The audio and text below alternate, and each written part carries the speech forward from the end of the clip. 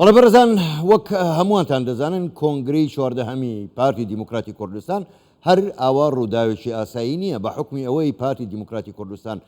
گەورەترین یاخود بێجگەلەوە دێرینترین حیزبی سیاسی کوردستانیشە بۆیە ڕووداوێکی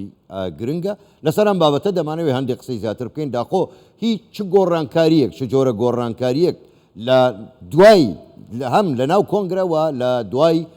کۆنگرەش بەنسبەت پارتی و بەنسبەت کوردستان و ئەوجا بەنسبەت عێراقیشەوە ڕوودەدا بە میوانداری زۆر بەڕێز ڕێباز حەملان ئەندامی کۆنگرەی چواردەی پارتی و کاندید بۆ ئەنجومەنی سەرکردایەتی پارتی ڕاستەوخۆ لە شاری دۆکەوە لەگەڵمادایە کاک ڕێباز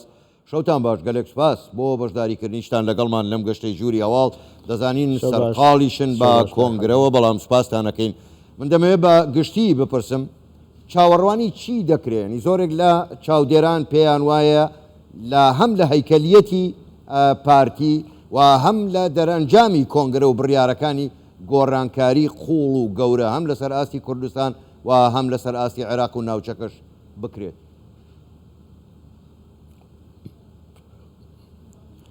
ئێوارە باش قوربان ڕێزم بۆ جەنابت و هەموو بینەرانی کوردستان 24 سەرەتا من پیرۆزبایی لە جەنابی سەرۆک بارزانی و پیرۆزبایی لە هەموو سەرجەم ئەندامانی پارتی دیموکراتی کوردستانەکەم پیرۆزبایی لە جەماوەر و دەنگدەری پارتی دیموکراتی کوردستانەکەم پیرۆزبایی لە سەرجەم ئەندامانی کۆنگرەی پارتی دیموکراتی کوردستانەکەم کە بە شانازیەوە سەرکەوتون دوای ئەوەی بە پرۆسەیەکی دیموکراسی بە پرۆسەیەکی تەواو ئامادەکاری کە بۆی کرابوو لە چەند مانگی ڕابردوو بۆی ئەندامان لە سەرجەم ناوچە و لق و ڕێکخراوەکان و مەکتەبەکان کە بە هەڵبژاردن نوێنەری خۆیان هەڵبژار ببنە مندوب لە کۆنگرەی چواردەیەمینی پارتی دیموکراتی کوردستان لە شاری دهۆکی دڵی پارتی شاری دهۆک کە زۆرترین قوربانیدان و زۆرترین تێکۆشەری ئەم حیزبە لەم دەڤەرەیە لە دەڤەری بادینانی خۆشەویست. ڕاستەکەی ئەم کۆنگرەیە زۆر تەخیر بوو دەماوەی 12 ساڵە ئەمە یەکەم جارە پارتی دیموکراتی کوردستان کۆنگرەی خۆی بکە سەبەبەکانیشی زۆرن یەکێک لەوانە قەیرانی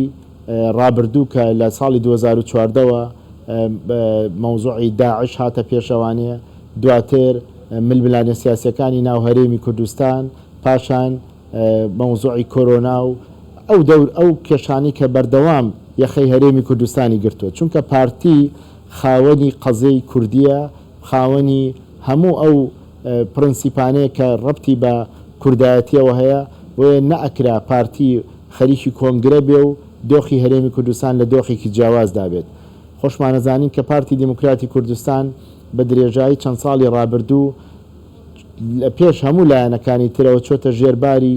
سەرجەم ئەو بەرپرسیارەتیانەی کە ڕوبەڕووی هەرێمی کوردستان بووە بە هاوبەشی لەگەڵ لایەنەکانی تری هەرێمی کوردستان بە هاوبەشی لەگەڵ لایەنەکانی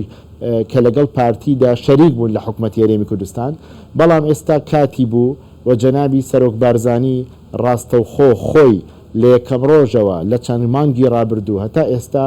لە هەڵبژاردننی ناوچە و لق و ڕێکخراوەکان تاک مندوبەکان هاتوونەتە کۆنگرە و تا ئێستاش بەردەوام جەنابی سەرپەرشتی ئامادەکاری ئەم کۆنگرەی کردووە بە هاوبەشی لەگەڵ بەڕێزان لە مەکتەبی سیاسی هەندێک لە برادرانی ئەنجومەنی سەرکردایەتی پێشوو و هەروەها لیژنەیەکی ئامادەکاری هەبوو کە بە سوپاسەوە کارەکانی خۆیان زۆر بەباشی بەڕێ کرد بۆ ئەوەی کە ئەم کۆنگرەیە کە ئێستا حازرە و هەموو شتێکی ئامادەکاریکی بۆ کراوە سبەینێ یەکەم ڕۆژی کۆنگرەکەیە کە لە شاری دۆ دەست پێکە. باش کاکە ڕێباز بەڕای ئێوە ببوورە بەڕای ئێوە ینی ئەمە پرسیارێکە بۆچی پارتی بە تەنها وەکو پارتی وەکو حیزب گەشە دەکا حیزبەکانی تری کوردستان پاشەکشێ دەکەن و بەردەوامیش خوێنی تازە دەچێتە ناو پارتی دیموکراتی کوردستانەوە هۆکاری ئەمە چییە؟ پارتی دیموکراتی کوردستان پارتی دایکە لە هەرێمی کوردستان و لە باشووری کوردستان هەموو بەشێکی زۆری ئەو لایەنانەی کە ئێستا لە هەرێمی کوردستانان سەرکردەکانیان لە پارتی دیموکراتی کوردستانەوە جیابوونەتەوە و چوون حیزبێکی کایان دروست کردووە. بۆیە پارتی دایکە و پارتێکە کە هەمیشە بەڕووی خەڵکی کوردستانە کراوە بووە، بەڕووی لایەنە سیاسەکانی کوردستانە کراوە بووە و دڵێکی فراوانی هەیە. زۆربەی ئەو بەشێکی زۆر لە سەرکردانی کە لێشی جیابوونەوەتەوانەیە و حیزبی کەشیان دروست کرد لە کۆتاییە هاتنەوە ناو پارتی دیموکراتی کوردستان و زانیان ڕێگەی کوردایەتی و ڕێگای باش ئەو ڕێگەی کە ئامانجی کوردایەتی لەسەر بنیاد ناڕاو ئەم حیزبەیە و ئەوەی جەنابە دەپرسیاڵەی بۆ لە گەشە سندندایە، چونکە پارتی پرۆنسیپ و مەبادیئەکانی کوردایەتی و نەتەوایەتی و نیشتیمانی خۆی هیچ کاتێک نەدۆڕانوە و هەر لەسەر ئەو ڕێبازە ڕۆشتووە. طبعاان هەموو کەس ئەڵێ پارتی تەمەنی 76 ساڵە، بەڵام پارتی ئەم ڕێبازە خەباتێکی دوور و درێژترە لە سەردەمی شێخ عەبدولسەلام بارزانی و شێخ ئەحمەد بارزانی و بەڕەحمەت بن و هەروە لە سەردەمی مەلا مستەفای بەرزانی بەڕەحمەت بێ هەتا هاتوتە دەستی جەنابی سەرۆک بارزانی و بەڕەحمەت بێ جەنابی کاگدریس هاتوتە دەستی جەنابی سەرۆک بارزانی. ئێستا جەنابی سەرۆک بارزانی ئەوێت ئەو ئامانەتە گەورەی کە لە باو و باپیرانەوە هاتوتە دەستی جارێکی تر ڕێکی خاتەوە بیخاتەوە سەر ڕێچکەی خۆی ئەگەر کە جەنابی لە کۆبنەوەیەک لە هەولێر بە هەموو ئەندامانی کۆنگرەی وت فەرمووی ئێمە ئێستا هێز و لایەنێکی سیاسی سەرەکی عێراقیش و کوردستانیشین هێزی یەکەمین و حیزبی یەکەمین و کورسیمان لە هەموو حیزبە سیاسیەکانی تر زیاترە، بەڵام ئەمە نابێت مەغرورمان کات، ئەمە نابێت بغرامان کات، بەڵکو ئەبێت پارتی پێداچوونەوە بە خۆی دابکات لە جەنابی سەرۆکە تا خوادی خوارەوە. ئەمە پەیامی جەنابیان بۆ هەموو ئەندامانی کۆنگرە و ئەبێت پارتی خۆی ڕێکخاتەوانێ و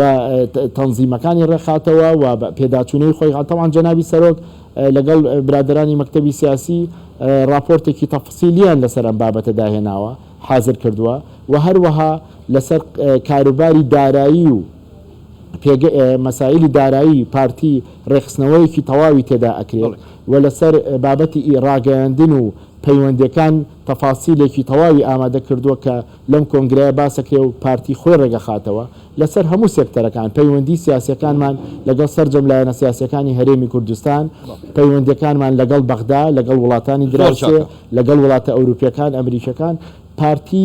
پارتی ڕێخستنەوەیەکی گشتگیرەکات لە هەموو ئۆرگانەکانی خۆی.